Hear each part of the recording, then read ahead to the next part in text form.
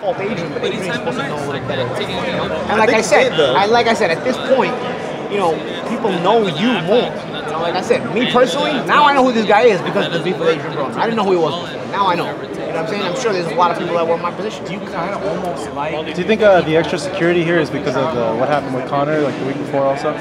I mean, yeah, it's probably a mix of everything, right? Yeah. Even the McGregor thing, right? I mean, yeah, it's probably a mix of all that stuff, you know? Paulie, do you think that since you fought Broner, he's been the same fighter in the ring for his losses? Or like he was the same guy that showed up against you, just lost to better guys, or he hasn't been quite the same? Yeah, I think he's always where he's at. You know, I think he's a good fighter. It's just, you know, I think mainly his problem at welterweight was guys were too big for him. I think he just wasn't a welterweight, you know? I wasn't a natural welterweight myself. I was actually super lightweight, so, you know, it was a better fight because naturally we're the same size. But I think, you know, these big welters, you know, it's tough. I mean, not that Maidana wasn't an ex-super lightweight, but Maidana was always big at the weight, you know? I think AB is what he is. I think early in his career, I think people overrated him too much, you know? I think now they underrate him too much. You know? I think there's got to be a balance there. I think Broner Vargas is a very good fight, you know? I think either guy can win that fight on Saturday night, you know? I think people were at the point early in Broner's career where he was just going to win everything. I mean, they put him on the pound for pound before he had a real win, you know? So it's crazy. I mean, I've never seen, I mean, the media in boxing never gets to see how amazing how stupid they are. That was one of the most stupid, that was stupid even by their standards, and they're dumb bastards, you know? But you know, I think at this point, I think people underrate Broner. You know, people make like, oh, you know, because he took these losses, you know, some of these losses, now all of a sudden he's not a good fighter. The guy's a good fighter, bro. The guy's only 28 years old. The guy's a good fighter.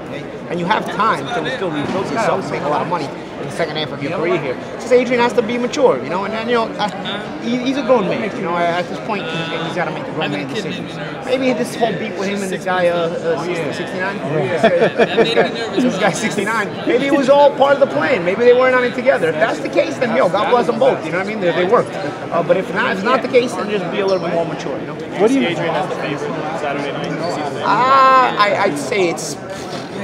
I'd say they're both like minus 105. You know, it's almost a pick'em fight. You know?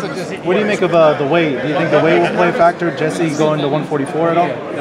No, I think Jesse's got a good frame for that, about that weight, lightweight, you know, a little over. I think they're both like kind of like a real super lightweight at this point. So you know, I think the weight is fine for both of them. No matter what these two guys, no matter what weight these two guys fight at, you know, they're kind of naturally the same size. You know, as opposed to the bigger welterweights that Broner was kind of undersized. You know, so I don't think that's a big problem. You know? You mentioned that he's had fights that he hasn't done too well against the guys that are bigger. When you look at Vargas, do you see that same theme? Do you look at him and be like, wow, that guy's a little too big for Broner? No, I look at Vargas almost like my frame, you know? Like, I look at Vargas like, okay, this is a fight, you know? Like, okay, you got somebody about your size, this is going to be a fight. And, you know, when he fought me and it was about my size and about the same skill, it was a fight, you know? So I think as long as Broner has somebody his size and they're skilled, it's a fight. You can't put into consideration the natural size or whatnot. I think the better fighter is going to win on Saturday. And because it's coming down to just the better fighter, nothing else, it's a hard fight to pick. Yeah. Paulie, I want to bring this up because it happened downstairs with Conor freaking out, throwing shit downstairs. Is there something he's saying without saying by his actions? He's saying, oh, cool. Nice to meet you. I think Conor, the only thing he's knocking down these days is metal beams or poles. That's what it says. He's not knocking down human beings. I promise you that. How that bitch has power. Huh? Do you think drugs may have anything to do with that behavior? Or that's just Conor? He's just or 100 million? Yeah, I think. Well, if it was just a one-time thing, I'd say, hey, you know what? Maybe he had a bad day. You know, but this is like he jumped in the cage at Bellator. Then he got into that whole brawl in that bar in Ireland. Reported you're throwing all kinds of stools and bottles and whatnot in the bar, and now this. So I think when you put it together, I don't think it's out of line to think this guy's a pretty big cokehead. You know, I wouldn't put it out of question. You know, I don't think you're out of line if you think that. You know, I'll say that. You know, if it was, like I said, if it was a one-time thing, I'd say, okay, you know what, everybody has a bad day, but this is a consistent 30-year-old man acting like he's 15 years old. So I think you probably start to think it's probably a bit more than just a random bad day. You know. Where are we with Anthony Joshua, Deontay Wilder in your mind? I think we're close. You know, negotiations and egos take place, and you know you have to put that into consideration. I think the fight is close. I think everybody knows we want it. think the fighters know themselves they want it, and we want it. I think they want it too. It's just sometimes you got to know when to check the ego and when to negotiate, and when to obviously fill the ego and negotiate that into that into negotiation as well. It's a give and take. At the end of the day, I think both guys want the fight. I don't think either guy is scared of the other, but I think both want to get compensated for the risks that they both know that it is, and so that's where the ego kind of comes into play. If you're the liaison, how does the promotion break down in terms of percentage, in terms of location? How does that break down? The liaison, yes. It probably works, and I have nothing to do with this, but obviously if I was the liaison, I'd probably, Joshua has more of the advantages in the first fight, and he goes to England. He's carrying 3 of the major 4 titles into the fight. The fight goes to England, but I'd say I would main event and co-main event.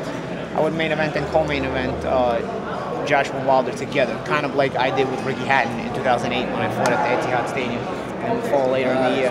So you kind of set it up and whatnot, and then you make it a big fight later on, like 6 months after that. I think that's the way you do it. I think you give Deontay the experience of fighting in a big stadium on a Joshua card.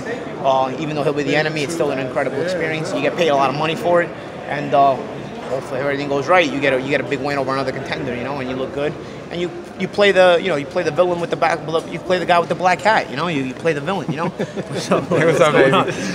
Leonard had a busy press conference too. But I think that's the way you play that fight. 60-40, 65-35. Where are we at? I'm not the negotiations. That I'm not gonna say who deserves what. Those guys. But I would say. If that was my opinion, even 55-45 or whatever. But there's also percentage splits in other ways too. Obviously. You know what I'm saying? And other things, other revenue incomes that are coming into play in that negotiation. You can't just ask. It just comes down to percentage splits. They got to work that out themselves, and I think they can work that out themselves.